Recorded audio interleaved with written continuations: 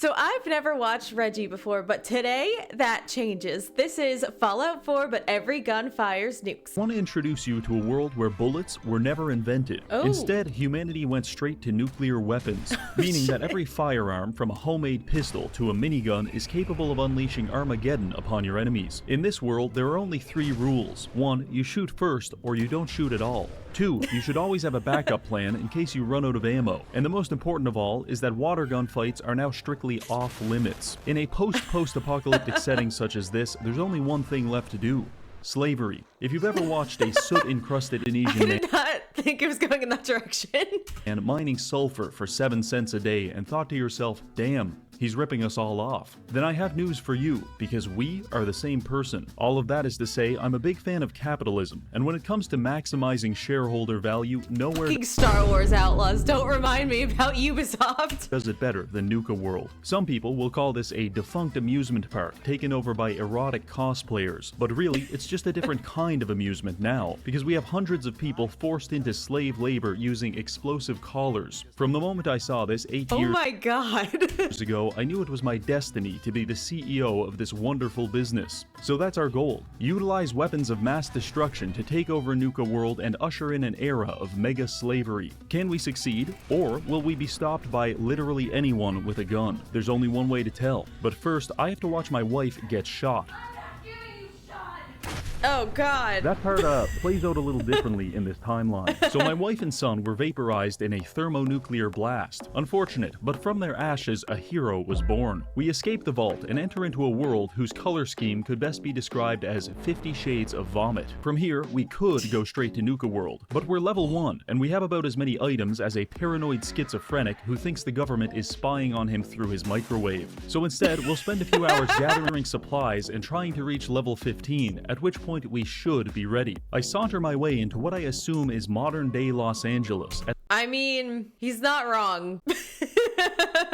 I mean, is this modern day Los Angeles or is this nuclear fallout? Who knows? Who knows? At which point a Cockney robot attempts to socialize with me, but that's exactly what they expect me to do. So instead, I jump on top of my neighbor's roof and dive headfirst into a pool of radioactive sewage. That ought to throw them off. Our first goal is to find a gun, because the power spike from punching things to nuking things is pretty substantial. After wandering around, I find a dead body with a revolver on it, and upon testing it out on some nearby wildlife, I was both excited and terrified at the world I had created. Concord! We discovered Concord.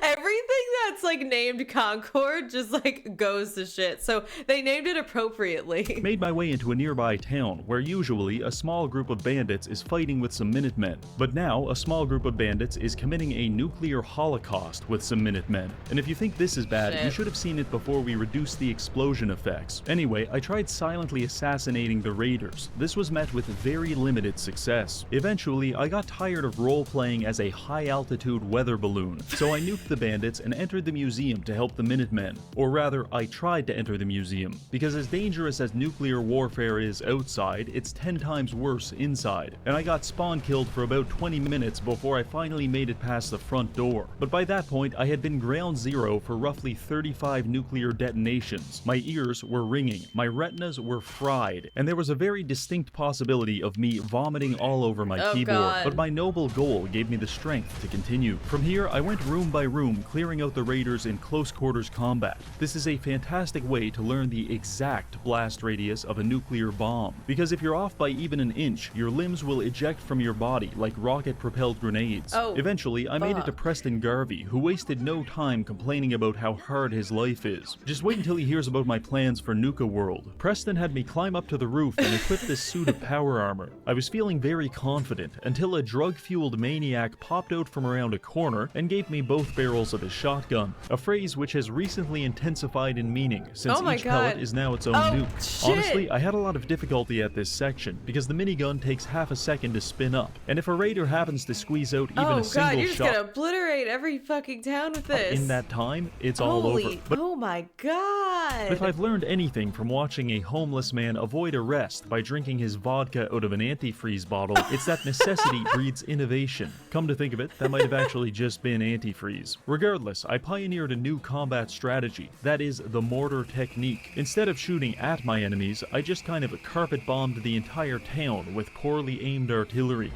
Oh, and just... Oh my god, it's all going it worked up. really well. From here, I jumped off the roof and did my best to crush Preston like an ant. What are you, crazy? When that failed, I settled for finishing off the raiders and laughing at the Deathclaw's attempt to intimidate me. Following this, I went inside, Preston thanked me, and Mama Murphy gave me the perfect setup for a joke. We're all gonna die eventually. Yep. After reloading, we all... The video title, Every Gun Fires a Nuke. Me, surprised when every gun fires a nuke. went and started drinking from the same toilet bowl, because we are now friends. In fact, Sturgis asked me if I could build everyone some beds so they didn't have to sleep underneath bridges and inside of burnt-out cars. I looked him straight in the eye and said I would do that. Of course, I was lying. In fact, I immediately left Sanctuary and never contacted any of these strange people again in my entire life. At this point, we're level 3, and I've got a decent selection of guns, but I'd still like to gain access to some better perks before taking on Nuka-World. So I began doing odd jobs around the Wasteland. First mission, a filthy woman wants me to go to this place and kill all of these people. No problem. I travel to the Corvega factory and start using my mortar technique to soften up their defenses. It takes only 9 seconds for me to accidentally nuke myself. That's a personal best. Eventually... Yeah, that's like what's tough about this challenge, is that I feel like it's easy for you to blow yourself up. I make my way inside and begin atomizing the inhabitants while the building vibrates. I don't know, why are we like nuking a place from the inside? Wouldn't that be like a bad idea? Violently with each shot. Luckily, the other raiders convinced themselves it was just the wind. Now you might think the best weapon for room clearing would be a shotgun, but you'd be wrong, and I found this out the hard way, because the spread on a shotgun means it's almost impossible to aim it straight, and despite your best efforts, you will hit either the floor... I actually did not even know that at all. ...or the ceiling, and the resulting blast will almost certainly turn you into a human jigsaw puzzle. This happened to me more times than I'd like to admit, before I begrudgingly filed the double-barrel shotgun next to Reggie Fan Meetup in the category of things that sound fun. Reggie Fan Meetup 2024 Reggie Con. Wait, is that Sam Hyde? In the category of things that sound fun but will probably get me killed. I also tried hacking into this cute little security robot so he could help me clear out the bandits. He lasted all of 3 seconds before they murdered him in cold blood. This was the single biggest mistake the raiders could have made, because his existence was the only thing stopping me from doing this.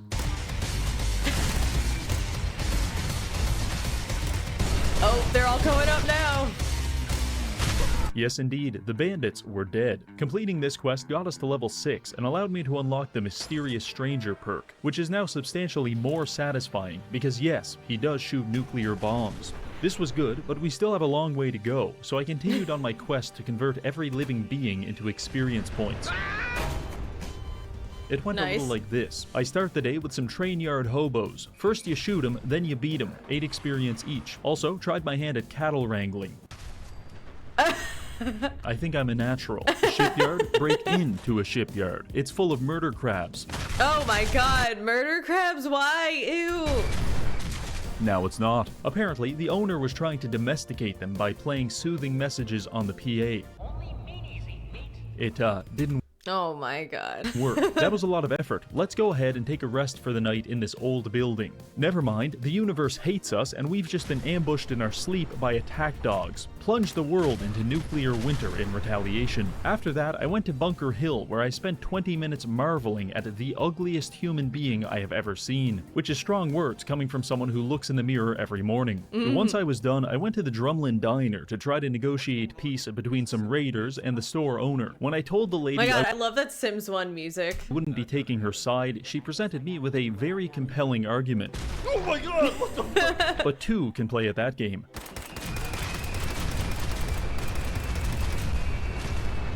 Say what you want, but this is the fastest method of de-escalation. Following this, we got a quest to kill everyone inside this preschool. Don't worry, the kids are already dead. We're just killing the raiders. I nuked every room with extreme prejudice, but still died anyway because the whole place is booby-trapped and tripwire guns now fire atomic bombs. This is like the Academy of Raya Lucaria, except it's like 100% not that at all.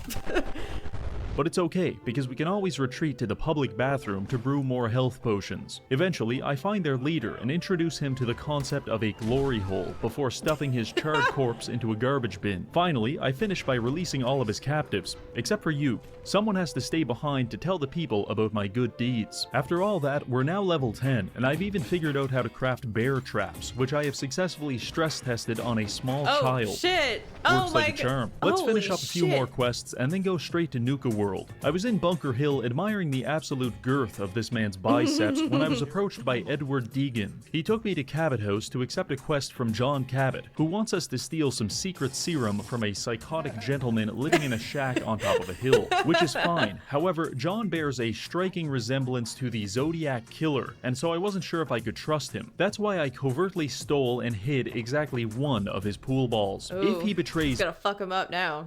me, he'll never get this back, and the loss of a singular ball in an otherwise perfect set will almost certainly drive him to a suicidal rage. This is what we Yes.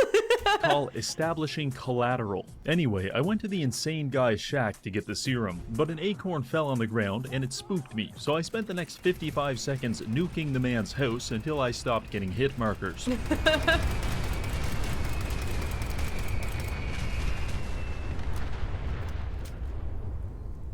I grabbed the vial, went back to Cabot, lied to him and said the serum was gone before taking it out of my inventory, waving it in front of his face, and injecting it into my neck just for fun. For good measure, I also smashed a bunch of his research equipment and stole this fancy camera. Only one more quest to go, then we're off to Nuka-World. It's time to go help Paladin dance. I'm over here stroking my dick, I got lotion. I rushed to his distress signal as fast as I could, but upon arriving, it seemed like he had things under control.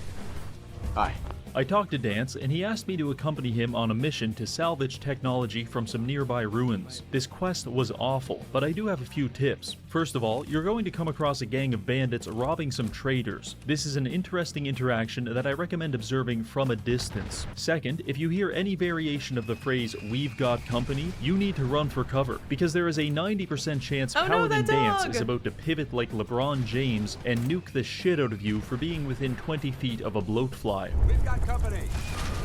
If and when you do finally make it to the destination, the synths inside are very dangerous, so I recommend a tactical approach, such as watching through a sheet of plexiglass as Paladin Dance does all the hard work. Also, when you get to the basement, don't forget to accidentally melt off Dance's face with this rocket exhaust. Trust me, he actually likes it. After that, you just go upstairs, grab the tech, and it's all over. It's not a great quest, but it does give us the junk jet, which is some kind of pneumatic catapult for weaponizing random garbage. While it doesn't fire atomic bombs, it does allow me to kill my opponents by cracking them in the forehead with dirty cigarette trays, which is something that resonates with me deeply. Finally, we're now level 16 with maxed out luck, a few helpful perks, and a new rifle that has a 50-round drum mag along with a bayonet for close quarters combat. But before we go any further, I need to warn you about something, because the fine people at Makeship have infiltrated my apartment, stolen my genetic material, and created hundreds of clones of me that are conveniently the correct size and shape to fit inside of a mason jar.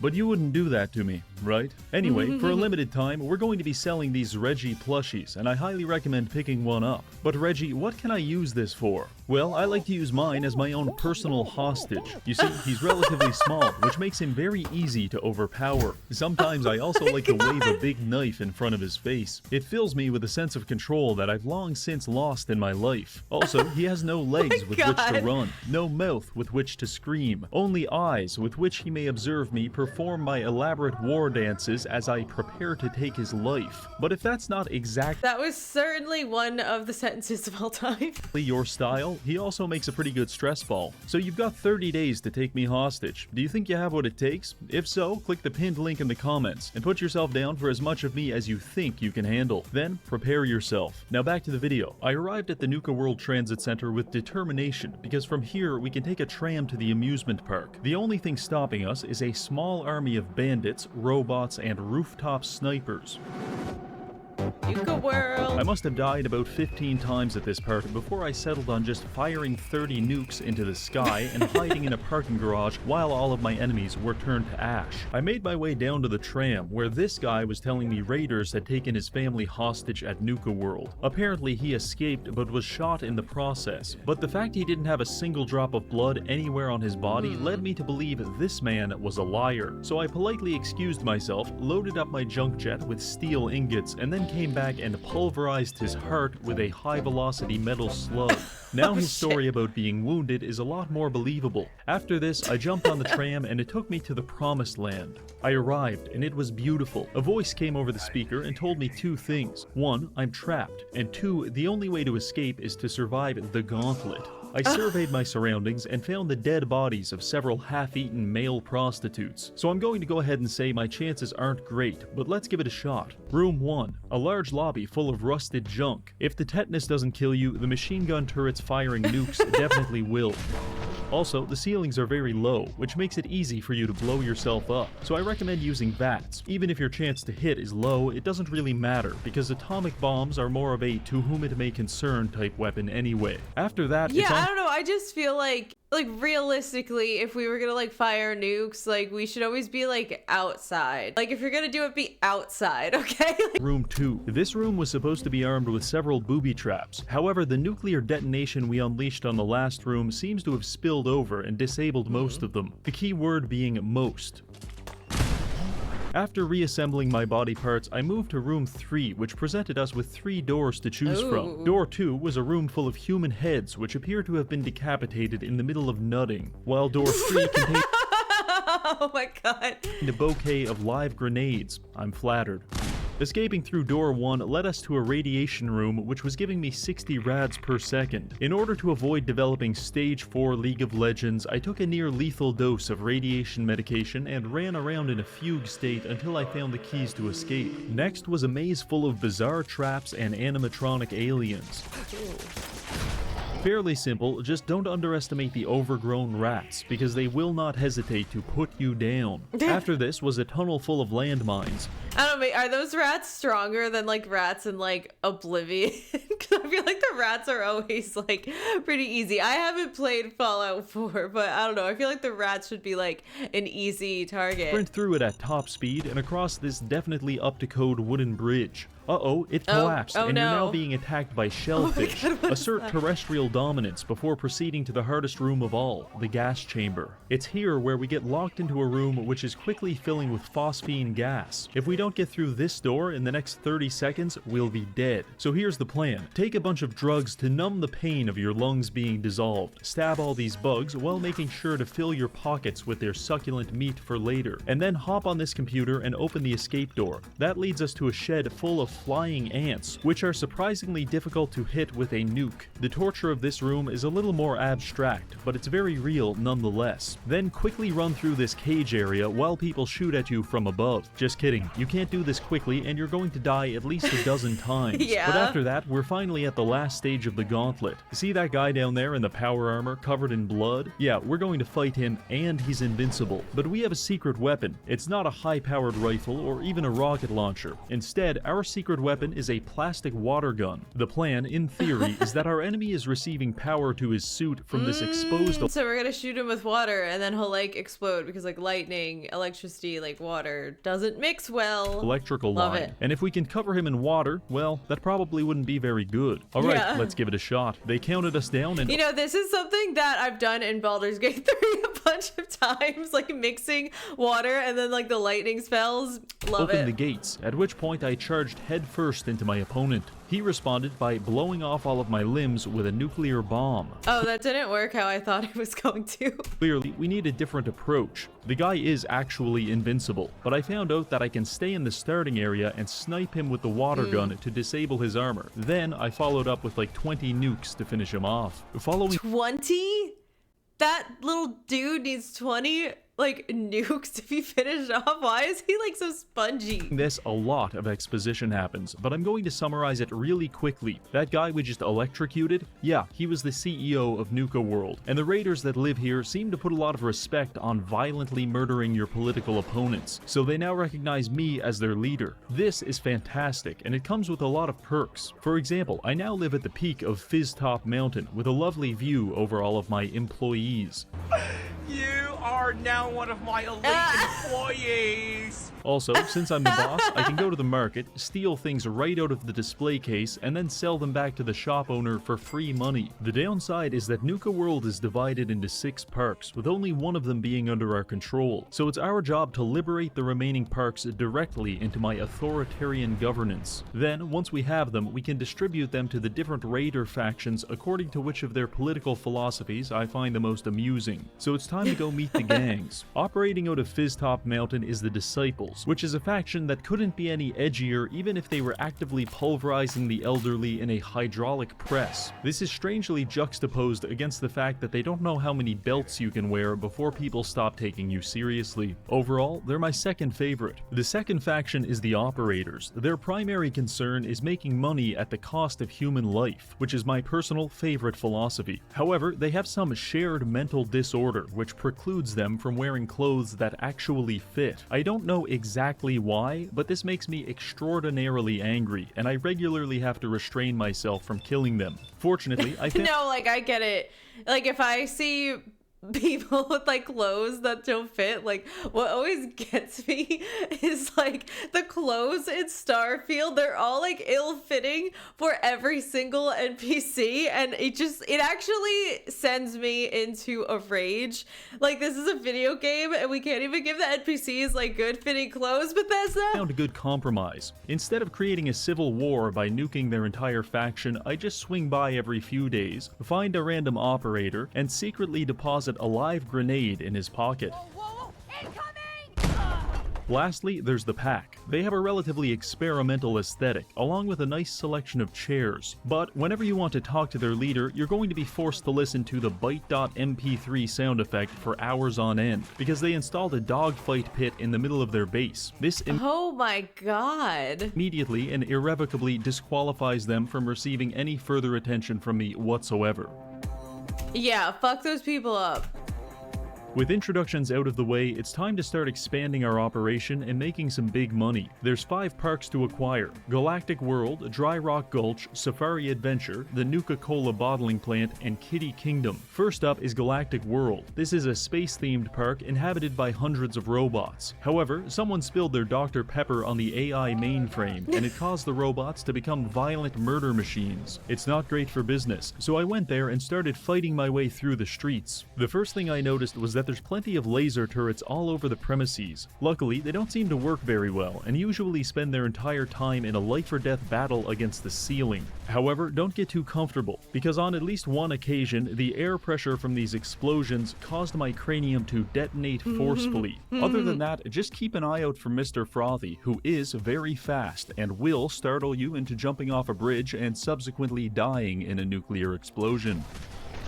Anyway, I made my way to the control room, where I'm able to turn off the robots. Only problem? It's broken, and it needs a total of 20 star cores to repair it. Unfortunately, they're scattered all over the park in the safekeeping of several automatons that would like to crush my neck like a can of soda. But much like a restraining order, I viewed this as a challenge rather than a problem. Do you really think I can't get within 100 feet of you? So I began wandering around looking for these cores, which led me to a building called the Robco Battle Zone. My hopes of this name being metaphorical were quickly dashed when upon entering I died about 37 different times. Part of the issue He dies a lot in this video. is that the mini nuke mod isn't working perfectly on the robots, and some of them are shooting me with laser beams. While my supple body is perfectly optimized for dying in nuclear explosions, it does very little to protect me against this space-age technology. But just like how the lifeguards at the YMCA can't stop me from drinking the pool water, these robots robots my couldn't God. stop me from blasting my way into the battle zone, at which point I was promptly locked inside and forced to fight a variety of enemies which entered from these doors and these hydraulic platforms. The robots were tough, but the primary difficulty in this cramped space was finding a place to detonate a nuke that wouldn't instantly vaporize me. First, we had to survive some protectrons and a swarm of iBots. No problem.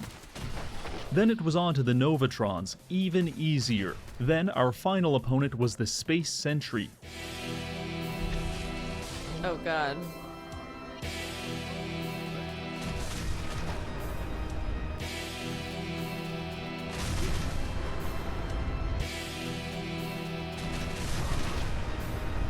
Yeah, he got the better of me. But as the saying goes, fool me once, shame on you. Fool me twice, I'll obliterate you with nuclear weapon.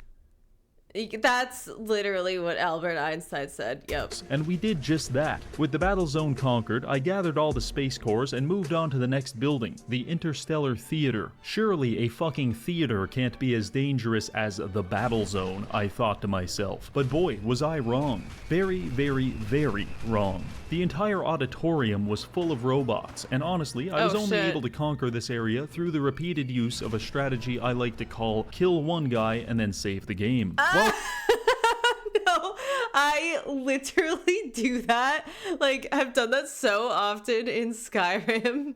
Like, I don't feel bad about it. And Baldur's Gate 3, it's like, oh, if I like make it my way through like a fight where I got a good chunk of enemies dead, it's like, okay, let me just go save that real quick so we can come back at a good start. Like, no, that's literally how I get through like a lot of games. I'm not good at games, okay? While searching for the star cores, I found a Nuka-Cola mixing station, which allowed me to combine a Nuka-Cola beer with another Nuka-Cola beer to create double beer. Some people will claim that AI and vaccines are the greatest advancements of the past century, but to that I ask, can you get drunk on polio vaccines? I didn't think so. That's why double beer is the real scientific pinnacle of our generation. After completing my schizophrenic monologue about alcohol, I found the star cores next to a few decomposing junkies in the washroom. Very nice. The last building wasn't as bad. Vault Tech Among the Stars is a recreation vault life experience, outfitted with realistic living rooms, indoor gardens, and even an entire room dedicated to giving you cancer. I'm feeling nostalgic already. Strangely, as my character progressed through this area, he was getting recurring headaches. I chalked it up to a brain tumor and thought nothing of it, but it turns out the whole vault was actually just one giant experiment in subliminal messaging. According to this observation log, they're broadcasting a high frequency over the PA that's meant to induce degenerate behavior such as pissing your pants. Joke's on them, they just wasted millions of dollars to make me do something that I was already going to do anyway. Following this, I slaughtered a bunch of automatons, found a really nice shotgun, immediately flashed back to all of those times I killed myself with a shotgun, and then quickly unequipped it before finding the remaining star cores and rushing back to the mainframe. With the help of computer scientist extraordinaire and definitely not dead person Kendall Alston, I was able to repair the computer and pacify all of the AI, meaning we can now walk around the park without having to worry about a medical robot electrifying our testicles. With the robots subjugated, I went upstairs and raised a flag to officiate the conquest of Galactic World. Our empire is expanding, and the next theater of war is the Wild West.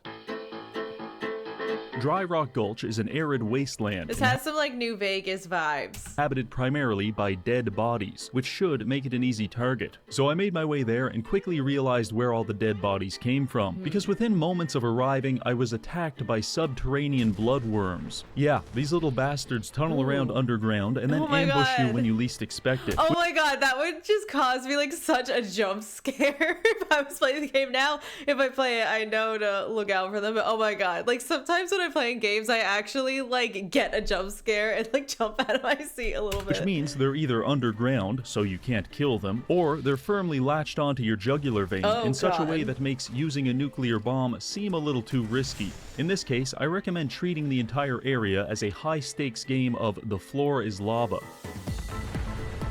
Yeah. Eventually, I came down to chat with the sheriff, who informed me that he'll give us the park if we can get rid of the bandits coming out of this building. Bandits? One problem, the building is locked, and I need combination codes from the Giddy Up Kid, One-Eyed Ike, and Phosphorus Pete to gain entry. I really wish he told me this I love all those robots' names. before I carpet bombed the entire park. because I'm pretty sure I killed all of those people. This was an irritating development, but my anger quickly faded after the sheriff appointed me as his deputy and gave me this excellent cowboy outfit. Upon yeah. reloading the save, I found a giddy-up kid who explained that some cattle rustlers had stolen his loyal steed, and he wants me to bring it back. In case you're wondering, he's talking about an inanimate object, but it was like 4 a.m. at this point in the recording, so I just played along with it. Rustle up some horses for you, huh, cowboy?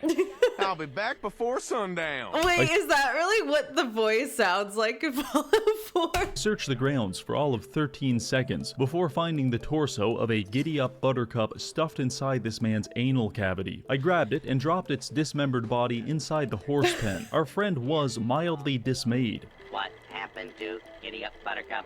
They butchered her up like a cow. But he still gave us his part of the combination code, so I don't really care. Next, I sauntered into a saloon where I met Phosphorus Pete. He wants us to deliver some Nuka-Cola to the residents of Dry Rock Gulch. No problem. The people of Dry Rock Gulch. And before you ask, yes, all of the people we delivered soda to were in fact dead bodies, which I made sure to tell Pete. I'm afraid everyone's dead. Well, that ain't good. Doesn't matter though, the quest is done and Pete rewarded us with his code along with a large quantity of alcoholic Nuka-Cola, which I quickly became addicted to. From here, I sought out One-Eyed Ike to complete our final test, which, much to my dismay, would be a duel at 10 paces. Ike gave me a 44 Magnum and started counting down, but unfortunately I was still stun-locked by the idea that an amusement park mascot was programmed to hand out loaded revolvers to children before shooting them, which resulted in Ike getting the better of me. Second attempt at the duel, I won, but I won a little too hard, and Ike wasn't alive to give me his code. Third time's the charm. Fuck. For this, I decided to swap to the junk jet, and after blasting Ike in the head with a steel ingot and an empty beer bottle, he conceded defeat and gave me the final piece of code. Now we can enter this mine shaft, destroy Oh wait, the you bloodworm could like shoot a steel ingot at people? Wait, that's like really, that's interesting. Queen and claim Dry Rock Gulch. Honestly, this part was pretty easy. There's really only two things you need to do. One, make sure you break into the office so you can equip this cool duster and pretend you're playing an actually good Fallout game. And this last thing should go without saying, but do not jump in the pit full of dead cows, because they'll erupt with dozens of bloodworms and it makes for a very stressful experience. Oh my Other than that, I just these nuked everything bloodworms. inside They're and so gross. completed the quest. Not too bad.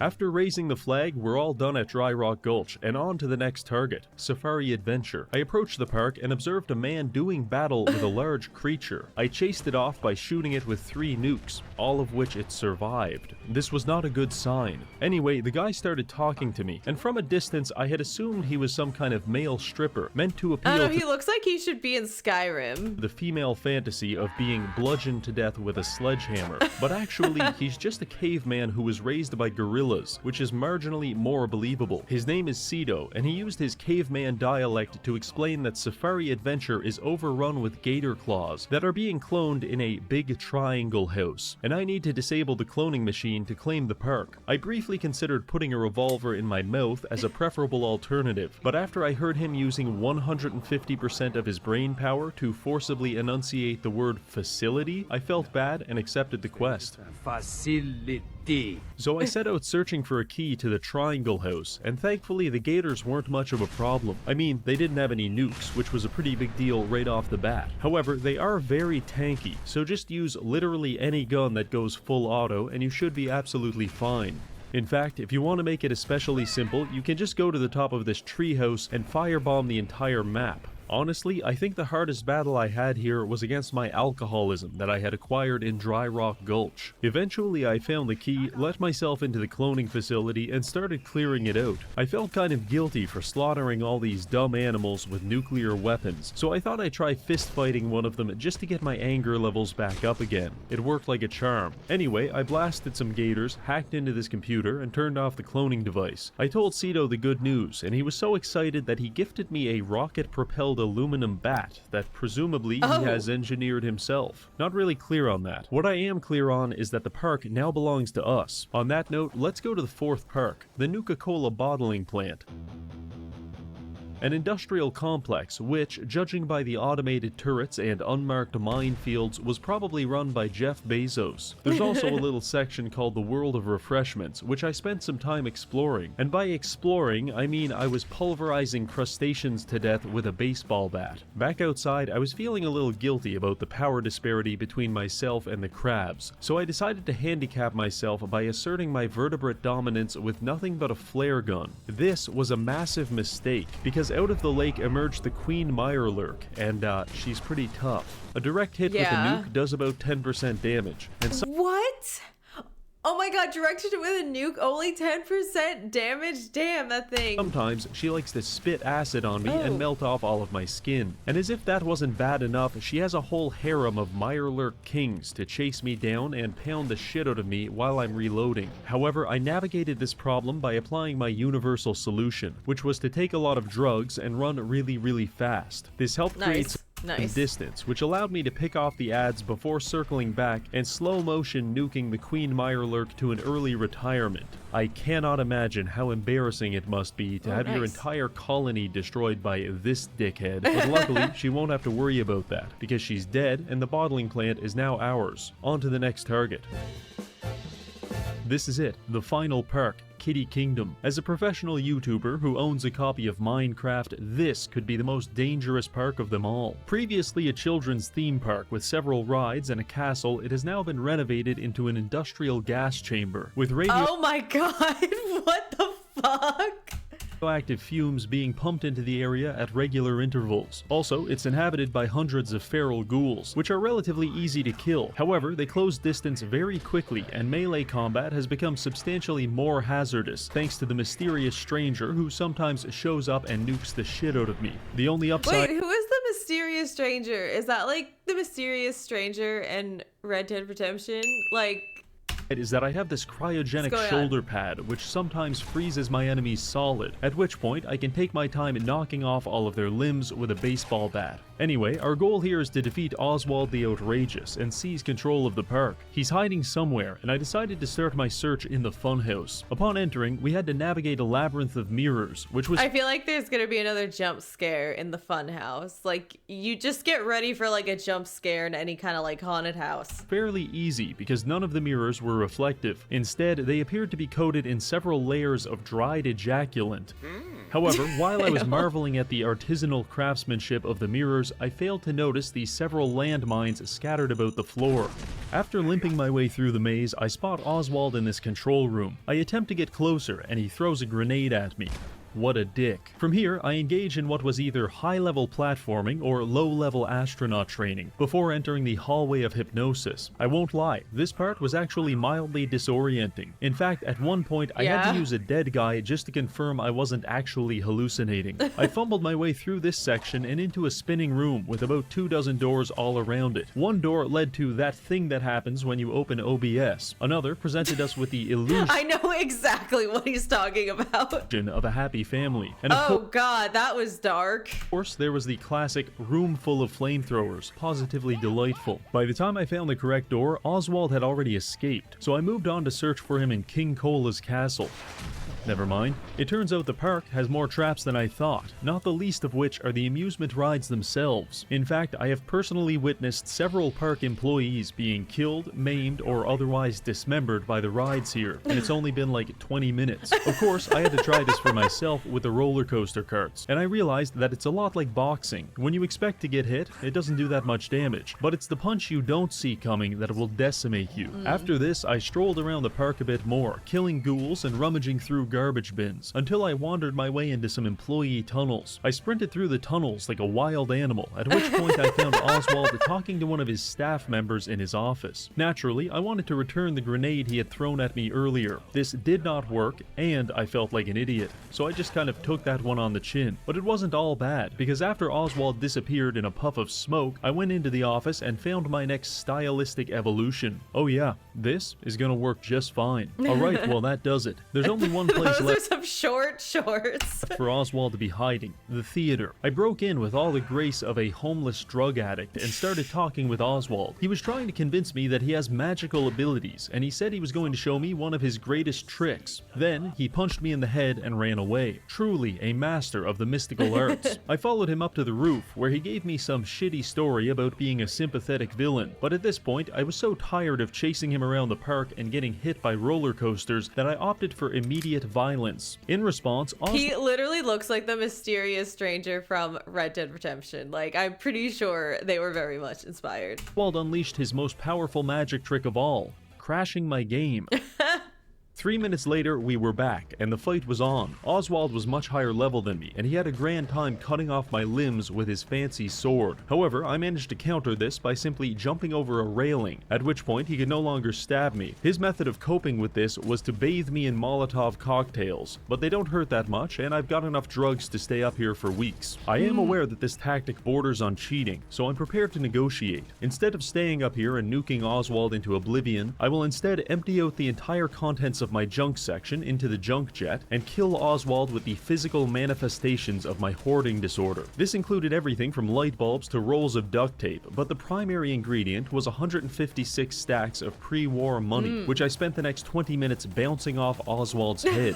This was very enjoyable, albeit not especially effective, because Oswald seems to legitimately be invincible. I shot him with 200 junk items, he barely noticed, ran him into 6 fragmentation my mines, God. he walked it off, and even when I got desperate enough to nuke him, he would just reset his health bar. This kind of freaked me out, so I panicked and shot him like 50 times, at which point I realized he wasn't damage immune, just damage resistant, and now he's dead. I stole his clothing in order to complete my Charlie and the Chocolate Factory cosplay, and quickly raised the flag on Kiddie Kingdom, indicating our complete conquest over Nuka-World. All that's left to do is to go to the power station and press the big red button to finally power up the park.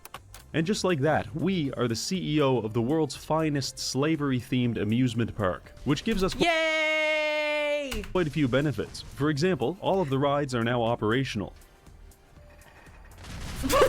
And I can't confirm this, but it is my personal headcanon that we're receiving our electricity from a small armada of slaves running on hamster wheels. Oh yeah, I forgot about the slaves. So we can even gather up a gang of raiders and go out into the Commonwealth to recruit more employees through what I like to call competitive hiring practices. So now that we've achieved our primary goal, what's left for us? Well, according to mustache enthusiast Christopher Vogler, the final stage of the hero's journey is to return home as a changed man. In our case, that would be Sanctuary, and as a matter of fact, I am a changed man. Because whatever final thread of sanity had previously prevented me from killing all of these people has finally been severed.